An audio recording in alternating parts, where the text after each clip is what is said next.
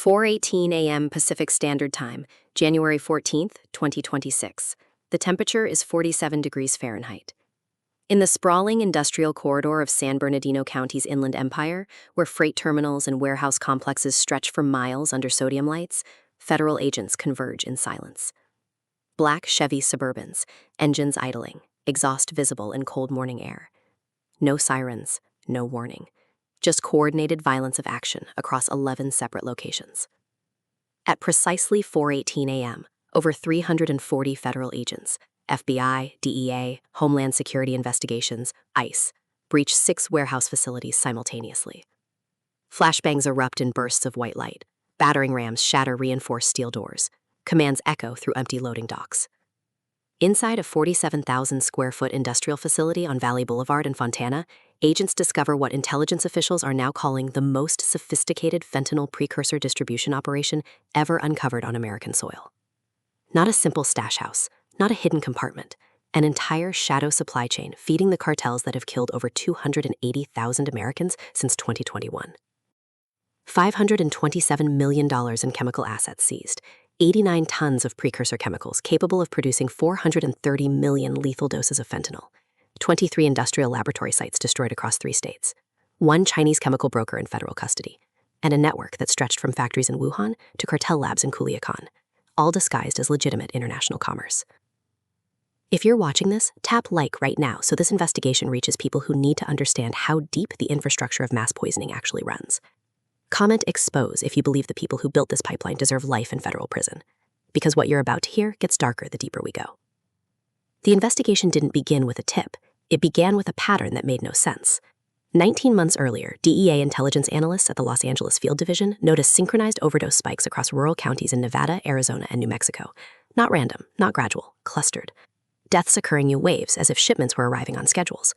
One analyst, a 14-year veteran named Rebecca Hartman, ran the numbers through FinCEN's financial tracking systems and discovered something that should have been impossible. Over $340 million in wire transfers moving through shell companies registered in Delaware, Hong Kong, and the Cayman Islands, all tied to freight forwarding businesses operating out of the Inland Empire, all processing shipments labeled as industrial cleaning agents, cosmetic ingredients, and polymer additives from Chinese ports. But when cross-referenced with Customs and Border Protection seizure data, a chilling pattern emerged. Every time these companies processed a shipment, fentanyl overdose rates spiked 11 to 16 days later in specific geographic clusters. The lag time matched transport routes from California ports through Arizona corridors into cartel-controlled territories in Mexico. This wasn't coincidence. This was infrastructure. By July 2024, federal prosecutors had enough evidence to approach a federal magistrate judge in the Central District of California. They presented 847 pages of financial records, shipping manifests, and intercepted communications showing that a Chinese national operating under the name Vincent Chen had built an empire by connecting Chinese precursor manufacturers to the Sinaloa and Jalisco New Generation cartels. His business card said he specialized in international trade consulting. His LinkedIn profile showed a Stanford MBA graduate with expertise in supply chain logistics. His office suite in Irvine overlooked a corporate plaza where professionals drank cold brew and discussed quarterly earnings. But what he really did was enable industrial-scale death, and he did it by weaponizing the complexity of global commerce. While federal agents were building their case, Chen was expanding. Encrypted communications recovered from server clusters show that between March 2024 and January 2026, his network facilitated the importation of over 127 tons of fentanyl precursor chemicals into the United States. The chemicals arrived at the Port of Long Beach and Port of Los Angeles in 40-foot shipping containers, falsely labeled as automotive additives, aquarium supplies, and bulk vitamins. Customs inspectors, overwhelmed by the 18 million containers passing through Los Angeles ports annually, flagged less than 2% for detailed inspection. Chen's shipments passed through with flawless documentation. Forged certificates of origin, falsified material safety data sheets, bills of lading that listed fictitious companies as consignees. Once cleared, the containers moved inland to warehouse facilities in Fontana, Ontario, Riverside, and San Bernardino. From there, the chemicals were repackaged into smaller loads and transported south using a network of compromised trucking companies and cartel-controlled logistics cells. Some shipments crossed the border hidden inside compartments welded into tanker trucks. Others moved through legitimate freight corridors, piggybacking on shipments of construction materials and agricultural products. One intercepted communication described a shipment of 3,800 kilograms of 4-ANNPP, a direct fentanyl precursor, disguised as industrial polymer resin. It traveled from a warehouse in Riverside to a cartel lab in Culiacan, inside a refrigerated truck labeled as transporting frozen seafood. The sophistication was staggering. But what froze investigators in place was a secondary discovery, buried in financial ledgers. Chen wasn't just facilitating shipments, he was bribing officials. If this revelation shocks you, hit like and comment below with the word corruption if you believe officials who sell their oath deserve maximum federal penalties. Because what comes next exposes how deeply compromised the systems we trust have become. Over $4.7 million in payments distributed across a network of individuals working inside port logistics operations, customs brokerage firms, and freight inspection facilities. Federal investigators identified 14 individuals, customs inspectors, logistics coordinators, freight handlers, who had been receiving regular payments through cryptocurrency wallets and offshore shell accounts. These individuals provided advance notice of inspections, altered digital manifests to reduce scrutiny, and in at least 3 documented cases, physically rerouted flag shipments out of federal holding facilities before they could be examined. One customs inspector at the Port of Long Beach, a 19-year veteran named Marcus Delgado, received $340,000 over 11 months. Another, a logistics coordinator named Jennifer Tsai, was paid $210,000 to expedite clearance for shipments flagged by algorithmic risk assessments. They weren't cartel operatives, they were professionals. They had families, they had mortgages, and they enabled the infrastructure that killed 140 Americans every single day. When honest customs officers were briefed on the infiltration, some broke down. One supervisor with 22 years of service said it this way: "You spend 2 decades trying to stop poison from getting in, and then you find out the person sitting 3 desks over was helping it flow." Federal prosecutors have now opened parallel investigations into systemic corruption vulnerabilities within port operations. The message is clear: if you enabled this pipeline, there will be consequences. Accountability is coming. But first, the network had to be dismantled. At 4:18 a.m. on January 14, 2026, the largest coordinated anti-fentanyl supply chain operation in U.S. history launched across 6 counties. Over 340 federal agents, supported by SWAT teams, Black Hawk helicopters, armored tactical units, and border interdiction assets, moved simultaneously on every node of Chen's network. At the Fontana warehouse on Valley Boulevard, agents breached reinforced doors and found rows of stainless steel vats, industrial mixers, vacuum distillation equipment, and precision scales. The air reeked of solvents. Inside 55-gallon drums labeled in Mandarin and English, industrial dye intermediates, fragrance compounds, cleaning agents, agents discovered 38 tons of 4-ANPP, NPP, and 4-AP, fentanyl precursors, enough to produce over 190 million lethal doses. In Ontario, near the International Airport, ICE and HSI agents raided a freight forwarding company that had been receiving shipments from Shenzhen and Qingdao. Inside, they found pallets of mislabeled drums, stacks of forged bills of lading, and evidence of coordination with corrupt customs brokers on both sides of the border. At a luxury home in Rancho Cucamonga, FBI agents discovered Chen's secondary office, encrypted communication systems, server arrays, falsified import licenses, and ledgers written in coded shorthand, showing financial flows of over $480 million across 18 months.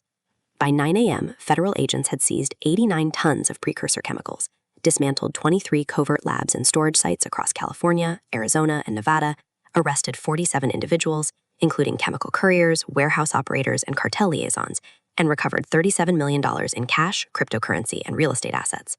They also intercepted 3 shipping containers at the Port of Long Beach, flagged by Chen server data. The containers, listed as carrying automotive lubricants, were cracked open under federal warrant. Inside, 51 tons of precursor chemicals in factory-sealed drums, falsely labeled and destined for cartel labs in Sinaloa. The operation moved like a surgical strike, fast, precise, unforgiving. One DEA supervisor, speaking off the record, described it this way: "We didn't just take down a drug operation, we severed an artery. The underworld took more damage in 12 hours than it had in the previous 12 months.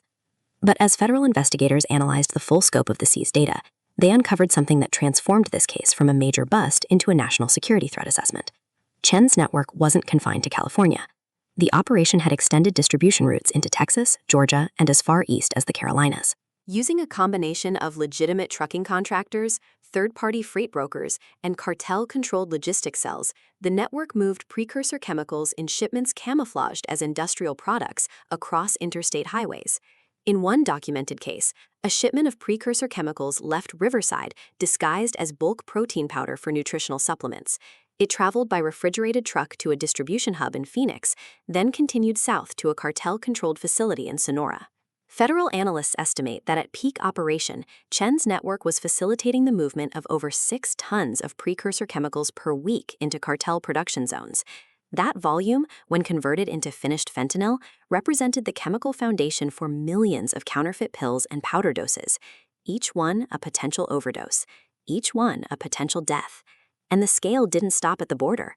Investigators also discovered communications showing that Chen had been exploring routes into Canada, working with intermediaries to test whether precursor chemicals could be routed through Vancouver and Montreal into North American distribution networks that bypassed heightened U.S. southern border enforcement.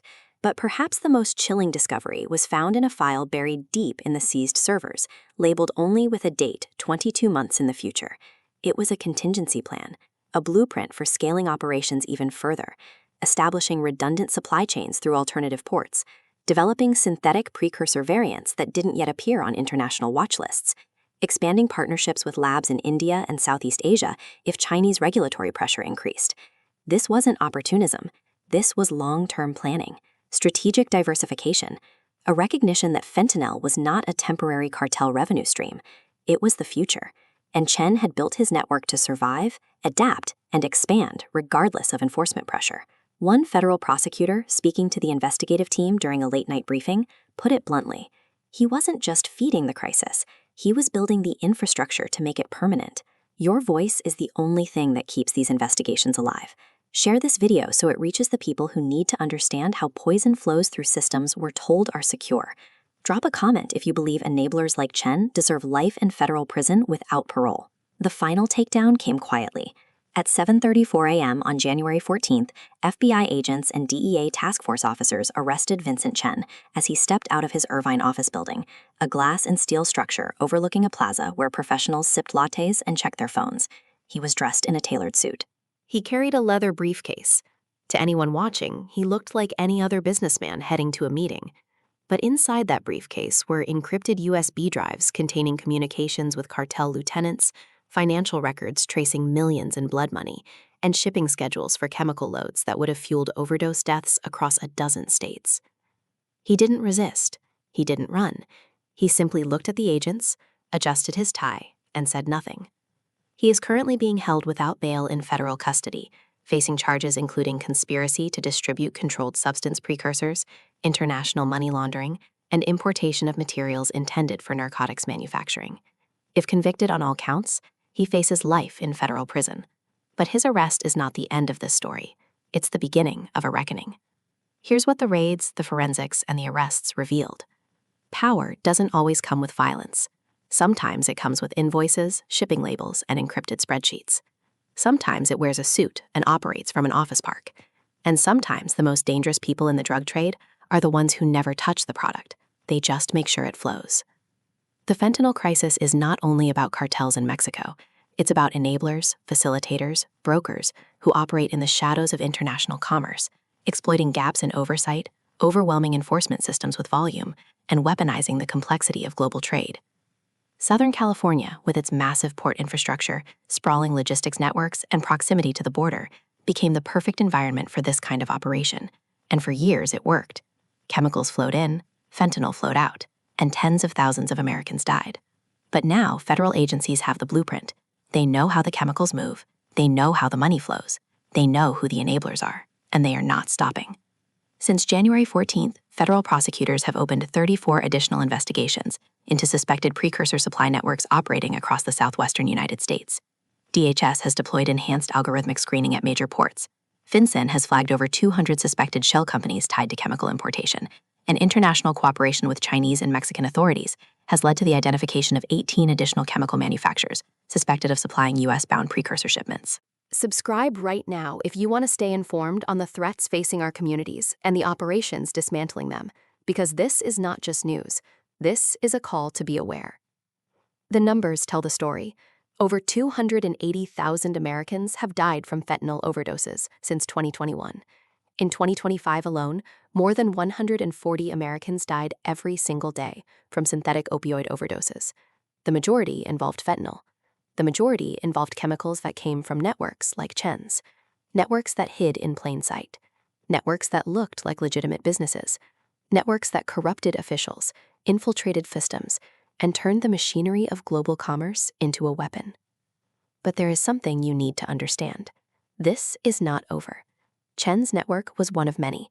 Federal agencies estimate that at least a dozen similar operations are currently active across the United States, using the same tactics: shell companies, mislabeled shipments, corrupted officials, encrypted communications. The war is not won, it's escalating. And unless we confront the full scope of how these systems operate, from the factories in China to the warehouses in California to the cartel labs in Mexico, nothing will change. The chemicals will keep coming, the pills will keep spreading, and the deaths will keep rising. The question is, are we ready to face it? Are we ready to demand accountability from the officials who enabled it? Are we ready to support the agents who risk their lives to dismantle it? Are we ready to stay vigilant, informed, and engaged in the fight to stop the poisoning of a generation? If you are still watching this, you understand something most people refuse to see. The fentanyl crisis is not a distant problem. It is infrastructure. It is betrayal. It is corruption operating inside the systems we're told protect us. And exposure is the only weapon communities have. Share this video. Comment below if you believe officials and enablers who built this pipeline deserve life in prison. And subscribe to stay informed, as more of these networks are exposed and dismantled. Because this is not just about one arrest. This is about a system that allowed mass death to become a business model. Stay vigilant. The war is far from over.